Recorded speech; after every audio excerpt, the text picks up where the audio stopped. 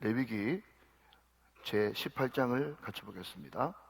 네, 좀 길지만은 이 계시의 말씀을 같이 합독하실 때 살아계신 하나님의 음성을 들을 수 있기를 원합니다. 같이 읽습니다. 시작. 여호와께서 모세에게 말씀하여 이르시되 너는 이스라엘 자손에게 말하이르라. 나는 여호와 너희의 하나님이니라. 너희는 너희가 거주하던 애굽 땅의 풍속을 따르지 말며 내가 너희를 인도할 가나안 땅의 풍속과 규례도 행하지 말고 너희는 내 법도를 따르며 내 규례를 지켜 그대로 행하라. 나는 너희의 하나님 여호와이니라. 너희는 내 규례와 법도를 지켜라. 사람이 이를 행하면 그로 말미암아 살리라. 나는 여호와이니라. 각 사람은 자기의 살부치를 가까이 하여 그의 하체를 범하지 말라. 나는 여호와이니라. 아멘. 제가 이 본문 가지고 한 3번 정도 갈등했습니다. 예, 4번까지는 아니고 3번 갈등했어요. 예, 그 갈등하는 이유를 조금만 들어보시면 알겠습니다만은 여기에 온갖 것이 다 나와요. 그래서 이거 그냥 넘어가고 지난번에 19장 했잖아요. 우리 레위기 19장 설교했거든요. 그래서 20장으로 바로 넘어갈까라고 하는 그 생각을 딱 3번 했습니다. 그런데 여러분, 여러분들이 설교를 들으시면서 절대로 오해를 하시면 안 돼요. 자, 여러분 한번 따라 합시다. 오랜만에. 오해와 이해는, 시작. 오해와 이해는 새 것 차이지만 하늘과 땅 차이다. 네, 그래서 여러분들이 항상 담임 목사 설교를 들을 때는 이해하면서 들으셔야지 오해하시면 안 돼요. 예, 그런데 여러분, 이제 오늘 본문 같은 경우는 온갖 더러운 성적인 범죄가 절비하게 나와 있거든요. 뭐 아버지, 엄마, 뭐 외숙모, 이모, 고모, 오만 개 다 나옵니다. 그래서 이거를 이 귀중한 새벽 시간에 해야 되겠는가 넘어가고 싶은 마음이 있어요. 그렇지만 본문 따라 강의를 하고 있기 때문에 넘어갈 수가 없고 해야 되는 것처럼, 또 여러분들이 참 마음에 걸리는 그런 설교가 있지 않습니까? 예를 들면 책망하는 설교라든지 원수를 사랑하라고 하는 설교라든지 아니면 물질에 대한 그런 설교라든지 이런 것들도 여러분, 저도 여러분 하는 것이 쉽잖아요. 그렇지만 말씀하고 있기 때문에 할 수밖에 없는 거예요. 그러니까 여러분들이 최소한 새벽기도 용사만큼은 어떤 말씀을 전하더라도 아, 목사님이 말씀이니까 하시는구나 생각을 하면서 절대로 오해하지 마시고 말씀을 들을 때마다 이해하시면서 공감하시면서 듣게 되시면 여러분의 영이 새롭게 되고 맑게 되는 역사가 일어날 줄로 믿습니다. 자, 여러분 1절 말씀을 한번 보시죠. 2절까지 보겠습니다. 1절 2절 말씀. 여호와께서 모세에게 말씀하여 이르시되, 2절 말씀 보시죠. 너는 이스라엘 자손에게 말하이르라.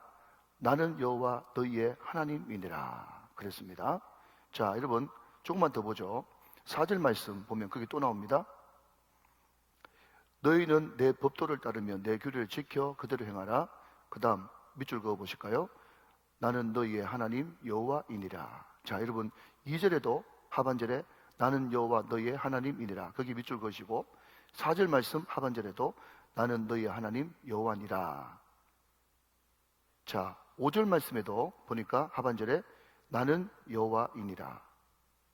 또 6절 말씀도 보니까 하반절에 나는 여호와이니라.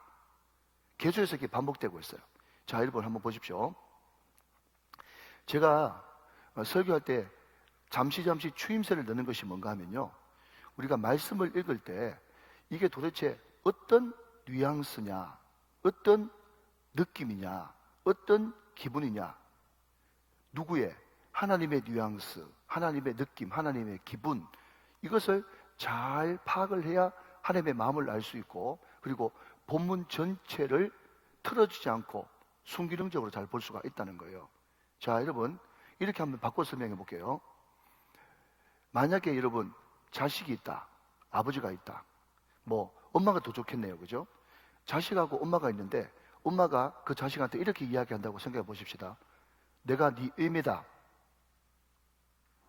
내가 네 음이다. 여러분 지금 기분이 좋아요, 별로 안 좋아요? 내가 네 애비다, 내가 네 음이다. 여러분 이것은요, 지금 아빠 되는 엄마 되는 그 사람이 기분이 굉장히 별로 안 좋으시고, 자녀에게 무슨 지금 책망과 경고를 하려고 하는 그런 뉘앙스단 말이죠. 제가 방금 내가 네 애미다, 내가 네 낳았다, 내가 네를 모르냐, 내가 네 애비다 라고 하는 이 뉘앙스가 뭔가 하면 나는 너희 하나님 여호와니라. 이렇게까지 설명해도 모르면 그냥 힘들어집니다. 무슨 말인지 알겠죠? 그러니까 보통 하나님께서 여호와께서 모세에게 말씀하여 이르시되 라고 하는 이 단어가 나오면 그냥 어떤 용건을, 어떤 사건을 이야기하는데, 오늘은 특이하게도 여호와께서 모세에게 말씀하여 이르시되 나는 너희 하나님 여호와다 라고 하는 걸 보니까 하나님께서 뭔가 중요한 경고를 지금 주시려고 하는 것 같아요. 예, 그런데 여러분 기억하십시오. 성경을 볼 때 말이죠, 특별히 모세오경을 볼 때 나는 너희의 하나님 여호와다 이 단어가 많이 나오거든요. 그러면 이 나는 너희의 하나님 여호와다라는 이 단어가 나올 때마다 여러분들은 세 가지를 생각하셔야 돼요. 세 가지. 자, 한번 따라 하실까요? 첫 번째는 애굽입니다. 애굽. 두 번째는 광야입니다. 광야. 세 번째는 가나안입니다. 가나안.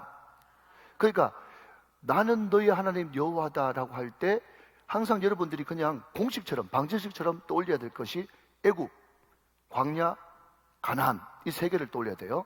자, 그러면 여러분 애굽은 뭔가 하면요, 세상을 상징하죠. 그리고 구원받기 전을 상징합니다. 그러니까 나는 너희 하나님 여호와다라고 하는 이 말이 무슨 뜻인가 하면 누가 너를 구원했냐? 지금 그것을 묻고 있는 거예요. 너 430년 동안 종살이 할 때 누가 그 애굽에서 빼줬냐? 누구라는 거예요?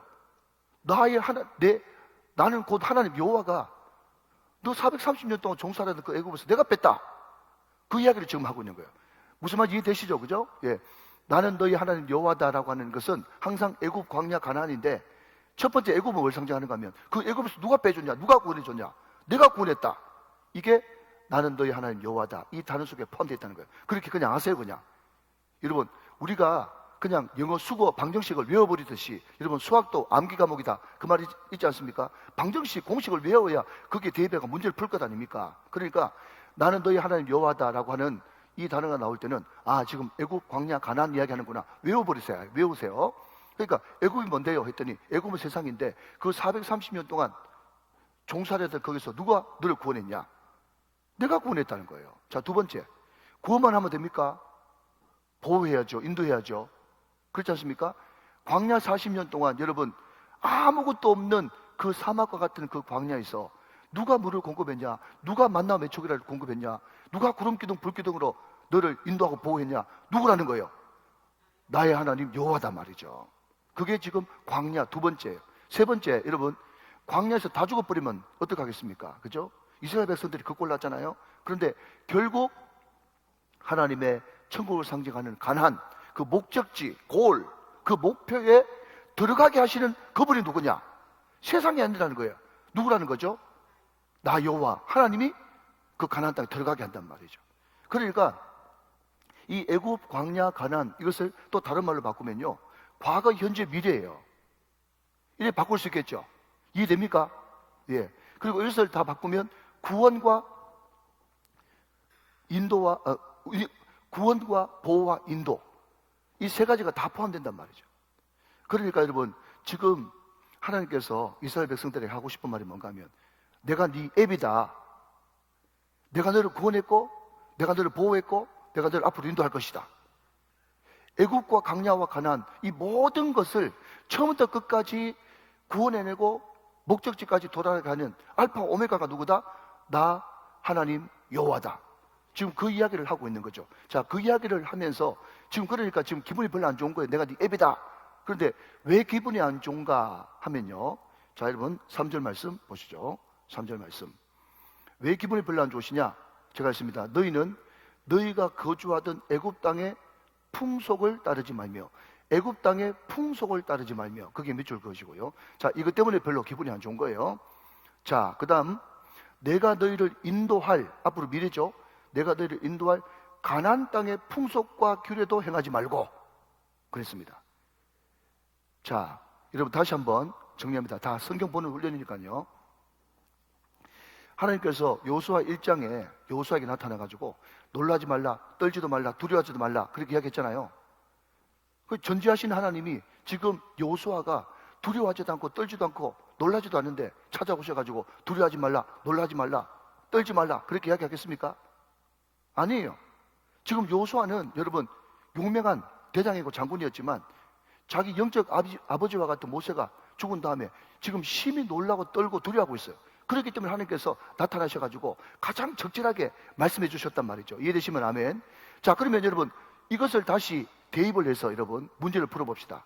지금 하나님께서 내가 네 애비다 그렇게 이야기하고 난 다음에 애굽의 풍속 따르지 말라, 앞으로 들어갈 가나안의 그 풍속 따르지 말라 라고 한 것은 지금 광야에 있는데, 지금 이스라엘 백성들이 광야에 있잖아요. 지금 광야에 있는데 애굽 이야기하고 앞으로 들어갈 가나안 이야기하고 거기 있는 문화 풍속 따르지 말라라고 한 것은 지금 광야에서 어떤 일이 벌어진 겁니까? 무슨 말인지 아시겠죠? 여러분 애굽이라고 하는 그 나라, 물론 가나안도 마찬가지입니다만은 너무너무 성적으로 문란하고 더러웠어요. 그리고 그 나라는 여러분 일단 덥기 때문에 남자가 다 굴러당 벗고 여러분 다니지 않습니까? 여러분 설교 들으면서 상상 자꾸 하지 마시고 그냥 애면 그대로 그냥 들으시면 돼요. 그러니까 항상 그 애굽의 문화라는 자체가 축제의 마지막 피날레는 호름이었어. 호름. 온갖 더러운 그런 성행위가 축제라고 하는 이름으로 지금도 여러분 벌어지고 있지 않습니까? 그런데 거기에 그대로 430년 동안 노출된 사람이에요. 여러분 이게 안모태들의 가장 약점이거든요. 많은 사람들이 여러분 정말 능력도 많고 말도 잘하고 여러분 기도도 많이 하고 몸부림치고 그렇게 하는데 안모태들의 약점이 뭔가 하면 그 평생 찌들어 있는 그 안모태들의 악한 문화, 그거를 극복을 못 해가지고 계속 그 앞에서 무너지고 그래가지고 크게 쓰임 못 받는 사람 많이 봤거든요. 그 중에 대표적인 것이 여러분 음란입니다. 대단히 죄송하지만 저 같은 경우에도 그 문제가 어느 정도 주님 앞에 극복되기 시작하면서부터 하나님께서 쓰시더라고요.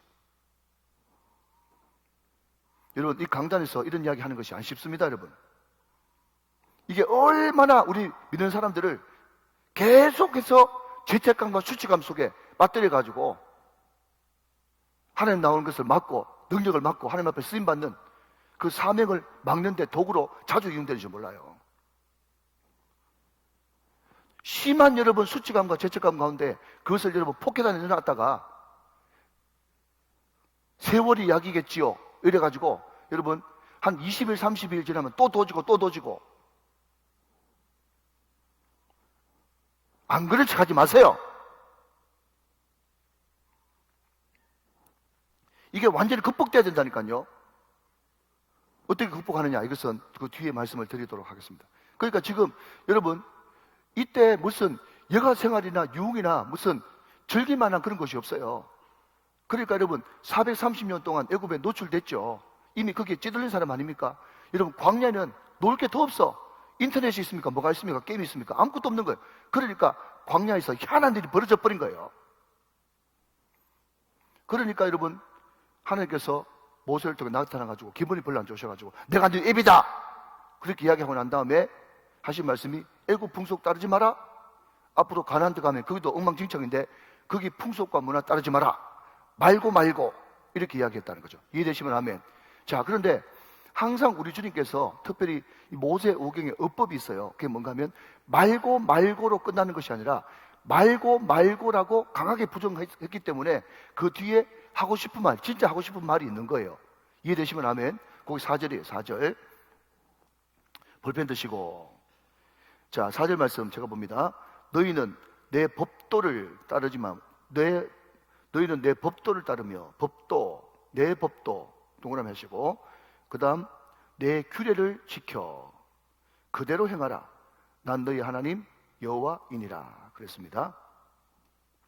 자 여러분 여기에 이 행하라고 하는 이 단어가 할라크인데요. 할라크. 근데 이 행하라라고 하는 이것은요, 이 다른 말로 바꾸면요 걷는다 이런 뜻이에요. 행하라가 걷는다. 자 근데 여러분 걸으려 그러면 길이 필요하죠. 길. 그죠? 여러분 성경 곳곳에서는요 이 인생을 길의 비유를 많이 합니다. 길. 자 여러분 한번 보십시오. 우리 인생이 뭐냐라고 물으신다면 길과 관련해서는요 이때까지 걸어온 길 그리고 앞으로 걸어갈 길, 그게 인생이죠. 이해되십니까? 그러니까 행하라, 걷는다 이 모든 말씀은요 앞으로 우리 인생과 달려있단 말이죠. 그런데 우리 인생을 어떻게 걸어가야 되는가 하면요, 두 가지. 내 규례, 내 법도, 이것을 지키면서 걸어가는 것이 주님께서 원하시는 길이라는 거예요.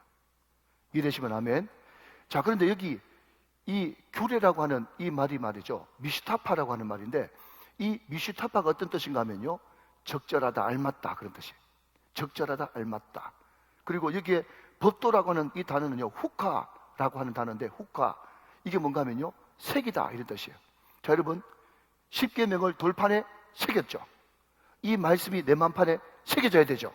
이해되십니까? 그러니까 이 법도와 규례는요, 니한테 제일 알맞고 니한테 제일 적절한 거니까 이것을 네 만판에 딱 새기고, 그 말씀님과 함께, 말씀이 육신이 되어서 이 땅에 오신 예수님과 함께 길을 걸어가고 행하는 거, 이것이 네가 살 길이고, 이것이 너의 축복된 길을 보장하는 가장 확실한 언약과 약속이란 말이죠. 그 이야기를 하는 거예요. 자, 그러니까 여러분, 우리는 법도 지켜라, 뭐 규례 지켜라 그렇게 이야기하면요, 하도 모세 시대 때부터 하나님께서 지키라고 막 기가 따갑도록 이야기하니까 마치 지켜드리는 것처럼 생각합니다. 그런데 여러분, 이런 말 들어보셨죠? 예. 내가 주일을 지키는 게 아니라 주일이 나를 지켜준다 라는 말이 있는 것처럼, 내가 하나님의 법도와 규례와 명령을 지키는 것이 아니라 내가 여러분 지키려고 애를 쓸 때 그 하나님의 말씀이 나를 지켜주는 거예요. 여러분, 이것을 여러분 바꾸면 안 됩니다. 내가 마치 막 지키기 싫은데 억지로 지켜드리는 것처럼 착각하시면 안 돼요. 나는 지키는 것처럼, 억지로 지키는 것처럼 여러분 최선을 다하지만 나중 돼서 보니까 그 말씀이 나를 지켜주고 있다는 말이죠. 그것을 믿어야 된다는 거죠. 여러분, 그 말씀이 가장 적절한 줄로 믿고 그 말씀을 내 만판에 새기고 나아갈 때, 자, 여러분 5절 말씀 이렇게 이야기하고 있습니다. 5절 말씀, 너희는 내 규례와 법도를 지키라. 사람이, 자, 사람이 누구죠? 무조건 사람이 누구죠? 그러면 누구라고 해야 돼요? 나. 너희는 내 규례와 법도를 지키라. 그러면 너희가, 사람이 이를 행하면 그로 말미암아 살리라. 나는 여호와니라 그랬습니다. 자, 여러분, 이것과 반대되는 먼저 29절 말씀을 한번 보십시다. 1장 29절. 자, 쭉 성적인 범죄가 나오고 난 다음에 이런 것을 행해버리면은, 자, 여러분, 제가 어떤 맥락에서 지금 이야기하는가 하면, 여호와의 말씀이 그냥 계속 원칙적인 말만 하는 것 같고, 이 원칙만 어떻게 지키고 다 사냐 그렇고, 그것이 짐 같고 무거운 그런 족쇄와 같은데, 그러나 그럼에도 불구하고 이것이 너에게 가장 적절한 것이고, 이것을 만판에 새기고 너희들이 지켜 행하면 사람이, 네가, 장로님이, 권사님이, 집사님이, 오늘 이제 나온 성도님이 너희가 이로 말미암아 살리라 그랬지 않습니까? 여러분, 우리가 말씀 붙으면 삽니다. 그러면 여러분, 원칙이 아니고 내 쾌락과 내 말초신경을 자극하는 그 성적인 범죄를 행하면서 말씀에 순종하지 않고 살면 어떻게 되어지느냐? 처음에는 여러분 굉장히 짜릿하고 뭔가 스릴 넘치는 것 같지만은 나중에 결과가 뭐냐? 결과부터 먼저 보시죠. 29절 말씀. 자, 같이 읽습니다. 시작. 이 가증한 모든 일을 행하는 자는 그 백성 중에서 끊어지리라. 그렇기 때문에 여러분, 히브리서는 우리들에게 뭐라고 얘기하는가 하면요, 모세는 바로의 공주의 아들이라고 하는 그 직분을 잠시 낙이라고 생각했어요. 잠시의 낙. 자, 한번 따라합시다. 잠시의 낙. 시작. 잠시의 낙. 자, 여러분, 죄는 낙이 있습니까? 없습니까? 있어요. 그러니까 죄를 짓죠. 죄 짓는 것이 아무 재미가 없다 그러면 죄 안 지을 거예요. 그죠? 예, 그게 이제 우리가 성령 충만하게 되어지면 그게 너무 더럽게 느껴지고 너무 가증하게 느껴지고 재미가 하나도 없어요. 여러분, 저는요, 참 감사하게도 어릴 때부터 뭐 바둑이든 뭐 화투든, 저도 여러분 안모태 가정에 태어나가지고 우리 할아버지 할머니 그런 거 많이 했거든요. 뭐 윷놀이든 뭔가 뭐 오락게임 하는 게 재미가 하나도 없었어요. 그래서 제 막내딸이 가끔씩 윷놀이를 좋아하는데 저는 정말 최선을 다해서 세 판 놀아줍니다. 그 이상은 허리가 아파가지고 제가 앉아있을 수가 없어요. 우리 할머니하고 이런 이야기 해도 되나? 옛날 소실적에 우리 할머니하고 육백도 치고 미나토도 치고 고수도 치고 그랬는데 말이죠, 저는 정말 너무너무 효자 집안 출신인데 그것만은 효도할 수가 없었어요. 그게 재미가 없더라고요. 그런데 여러분, 도박하는 사람들, 그 사람들 밤새도록 각성제까지 먹으면서 눈 멀겋게 해가지고 밤새도록 도박하지 않습니까? 재미있으니까, 낙이 있으니까 하는 거예요, 그게. 여러분, 분명히 죄에는 낙이 있단 말이죠. 낙이죠. 그런데 그 낙이 어떤 낙이라고요? 잠시의 낙이에요. 잠시의 낙. 그러니까 잠시 그 사람한테 낙, 기쁨, 쾌락을 줄지 모르겠지만 그 잠시가 평생 폐가 망신으로 이어지는 것은 마귀는 철저하게 숨기죠. 오늘 이 모든 더러운 성적인 범죄를 짓는 이 이스라엘 백성들이 나중에는 그것 때문에 네가 땅을 더럽히고 그 가증한 일 때문에 그 백성 중에서 끊어진다, 완전히 격리돼 버린다 라고 경고하고 있단 말이죠. 여러분, 그 구약 말씀에 보면요, 참 재밌는 게 간음하는 그런 남편들을 향해서 뭐라고 이야기하는가 하면요, 요한계시록에 나오네요. 요한계시록 보면요, 간음하는 너희를 내가 침상에 던져버리라. 간음하는 너희를 내가 침상에 던져버리라 그래요. 그러니까 여러분, 침상에 던지다 이것을 액면 그대로 읽으면 안 되고 침상에 던져버린다, 그 말이 무슨 말이죠? 암에 걸리든지 다리 뭉텅이가 부러지든지 아니면 무슨 병에 걸리든지 그냥 영 일어나지 못하도록 그냥 침상에 눕혀버린다는 거예요. 그걸 다 이제 원유적인 표현을 쓰고 있어요. 자, 그러면 여러분, 오늘 내용을 그냥 넘어가면 안 되겠죠. 간단하게 한번 살펴보도록 하십시다.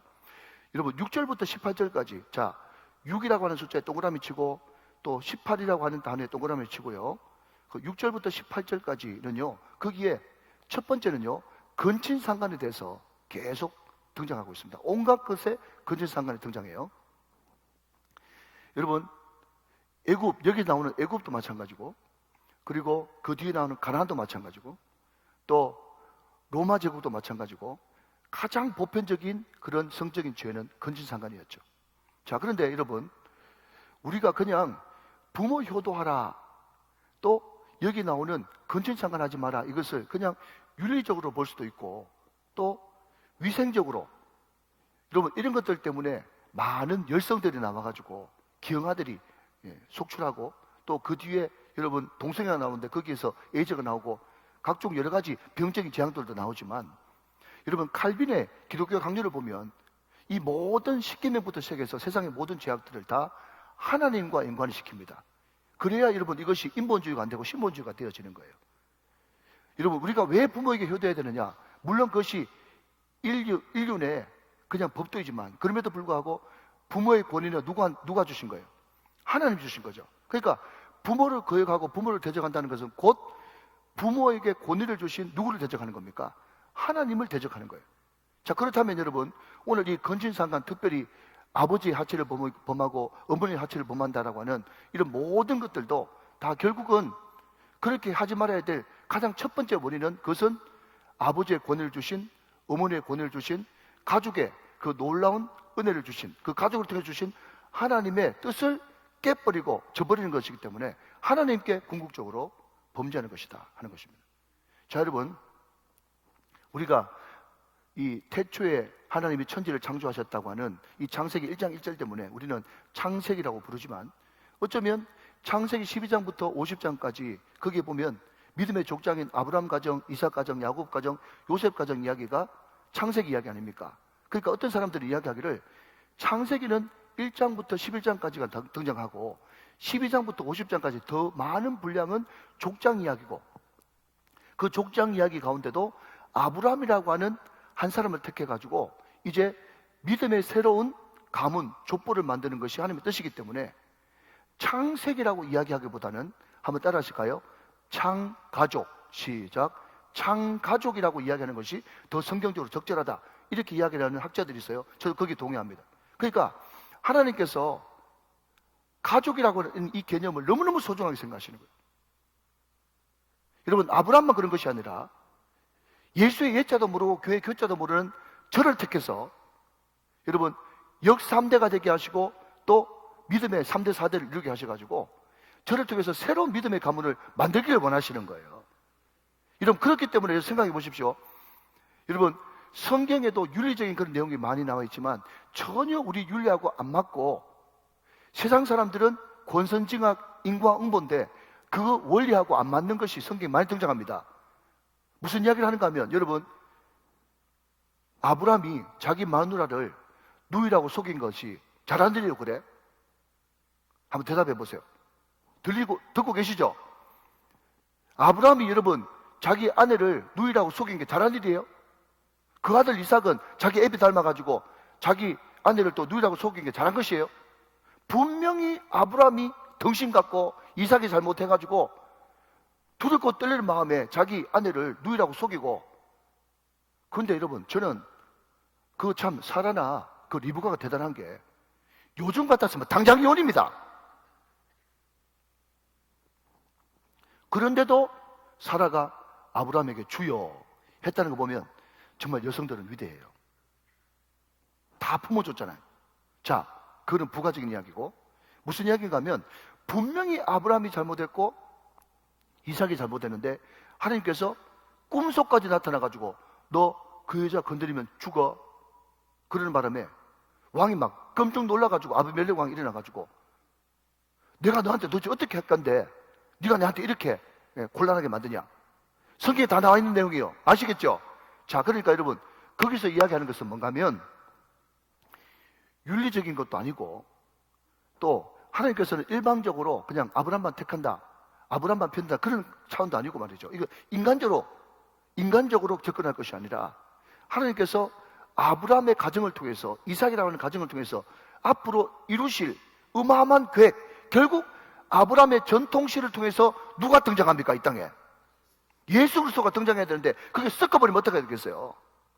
하나님의 언약과 약속의 말씀이 깨지기 때문에, 하나님의 언약 때문에 하나님께서는 아브라함 손을 들어주신 거거든요. 이해되시면 아멘. 그만큼 하나님은 가족을 소중하게 계신단 말이죠. 그러니까 다른 건 다 깨져도 가족은 깨지면 안 되는 거예요. 그래서 다시 한번 여러분 대답하셔야 됩니다. 하나님이 직접 만드신 기관이 두 기관이 있는데, 하나는 뭐죠? 가정이고 또 하나는 교회예요. 이것은 하나님이 직접 제정하셨어요. 여러분, 그렇기 때문에 절대로 깨지지 말아야 될 것은 가정과 교회예요. 믿으시면 아멘. 그렇기 때문에 하나님이 이렇게 사랑하시고 소중하게 생각하셔서 직접 만들어주신 기관이기 때문에 우리의 원수 사탄 마귀는 어떻게 하든지 이 두 기관을 깨려고 그래요. 그게 뭡니까? 하나는 가정이고 하나는 교회예요. 그러니까 여러분, 가정이 깨지는 것은 절대로 막아야 됩니다. 제가 죽더라도, 우리 장로님들, 우리 집사님, 권사님들 죽더라도 절대로 끼어져서는 안 되는 것이 교회예요. 사랑하는 여러분, 말 조심하시기 바랍니다. 생각 조심하시기 바랍니다. 교회 깨면요, 여러분, 제가 담임 목사든 부목사든 여러분 장로님이든 어떤 중직이든 교회 깨고 그 집안 제대로 되는 거 한 번도 못 봤어. 절대로 여러분 그렇게 쓰면 안 돼요. 차라리 내 목숨 데려가달라고 이야기하는 것이 낫는 거예요. 왜? 하나님 직접 제정하신 기관이니까 그런 거예요. 그래서 여러분, 건진상간을 이렇게 하나님께서 음악에 가증하다, 백성 중에서 끊어지리라 라고 이야기한 것은요, 하나님이 그토록 소중하게 생각하는 가정인데 건진상간으로서 그 가정이 엉망진창이 돼버리고 혼란스럽고 깨져버리면은 하나님의 언약이 엉망진창이 되기 때문에 건진상간은 절대로 안 된다 이야. 여러분, 뭐 우성 열성 이런 거 이야기할 필요도 없어요. 그럼 그 뒤에 당연한 결과고, 그 제 결과예요. 그건. 이거 되시면 아멘. 자, 여러분, 두 번째 19절 말씀. 너는 여인이 월경으로 불결한 동안 그에게 가까이 하여 그의 하체를 범하지 말지니라 그랬습니다. 자, 여러분, 학자들 통계에 의하면 전 세계 나라 200몇십 개국이 있는데 그 나라들 가운데 여성의 자궁암 비율이 가장 낮은 민족이 이스라엘이에요. 이해되십니까? 통계예요. 그건 통계, 과학적인 통계예요. 왜 그러냐 했더니 율법이에요. 이스라엘 남자들은요, 자기 욕정이 올라온다고 해가지고 시도 때도 없이 자기 아내에게 요구하지 않습니다. 특별히 여성이 월경할 때는 율법이 금하고 있어요. 아내 존중이죠. 그리고 하나님의 법을 지키는 거예요. 자, 여러분, 그게 굉장히 어려운 것 같고 나에게 족쇄가 되는 것 같지만 그럼에도 불구하고 그렇게 할 때 아내도 살고 나도 건강해지는 거예요. 그래서 첫 번째는 여러분, 근친상간이고, 두 번째는 일방적인 성행위는 안 된다. 그것을 지금 율법이, 하나님의 말씀이 이야기하고 있는 거예요. 믿으시면 아멘. 자, 여러분 20절 말씀 봅시다.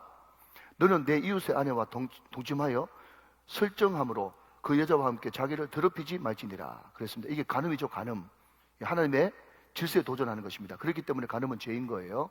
그래서 간음이 뭐냐라고 용어 규정을 한다면, 합법적으로 결혼한 아내와 남편 외에 다른 사람과 성관계하는 모든 것들은 다 간음이에요.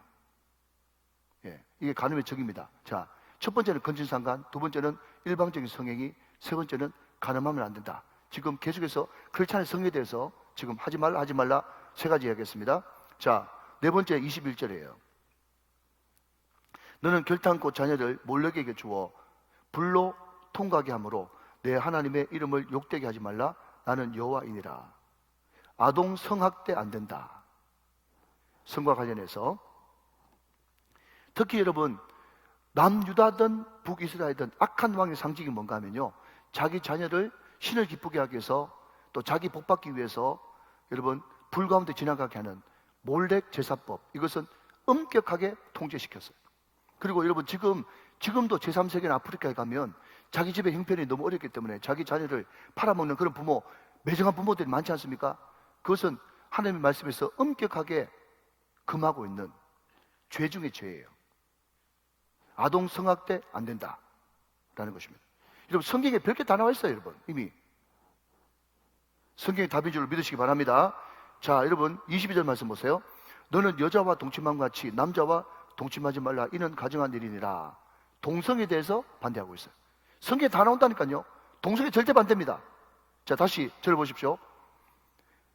동성애에 빠져 있는 그 사람들은 우리는 긍휼히 여겨야 되지만 동성애 자체를 결단코 용납해서는 안 됩니다. 동성애자들은 우리 교회 와서 같이 예배 드릴 수 있지만 동성애 자체를 여러분 그렇다고 해서 용납할 수가 없는 거예요. 그런데 미국에 지금 소위 말해서 교단이라는 곳에 동성애자 목사를 여러분 목사 한 수 준다고 하는 그 사람들과 어떻게 우리가 섞일 수가 있겠습니까? 택도 없죠. 어떤 사람은 이렇게 이야기합니다. 목사님 너무 보수 아닙니까? 그 구약 아닙니까? 아니요. 자, 여러분 성경 확인합니다. 로마서 1장 26절 27절 봅시다.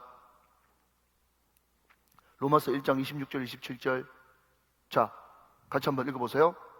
시작. 이 때문에 하나님께서 그들을 부끄러운 욕심에 내버려 두셨으니 곧 그들의 여자들도 순리대로 쓸 것을 바꾸어 영리로 쓰며. 27절.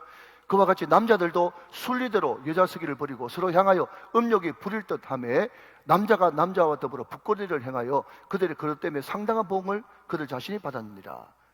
분명히 여러분 신약 성경에도 동성애 반대합니다. 뿐만이 아닙니다. 고린도전서 6장 9절 말씀 봅시다. 고린도전서 6장 9절. 예, 같이 하겠습니다. 시작. 불의한 자가 하나님의 나라를 유업으로 받지 못할 줄을 알지 못하느니라. 자, 하나님 나라를 유업 못 받는데요. 어떤 사람이요? 시작. 미혹을 받지 말라. 음행하는 자나 우상 숭배하는 자나 간음하는 자나 탐색하는 자나 남색하는 자나. 이 남색이 바로 게이, 여자는 레즈비언. 여러분 동성애가 구약이라고요? 성경 좀 제발 좀 알고 이야기하셔야 됩니다. 여기서 후천성 면역 결핍증. 여러분 물론 수혈을 잘못해가지고 또 에이즈 걸린 사람이 자녀를 낳는 바람에 이런 정말 너무 안타까운 경우는 우리가 끝까지 품어줘야 되지만 그럼에도 불구하고 에이즈라고 하는 그 무서운 질병이 결국 동성애에서부터 기인하고 있다는 것은 모두가 다 아는 사실 아니겠어요? 자, 여러분 마지막으로 민망하게도 23절 말씀 봅니다. 너는 짐승과 교합하여 자기를 더럽히지 말며 여자는 짐승 앞에 서서 그것과 교접하지 말라. 이는 문란한 일이니라.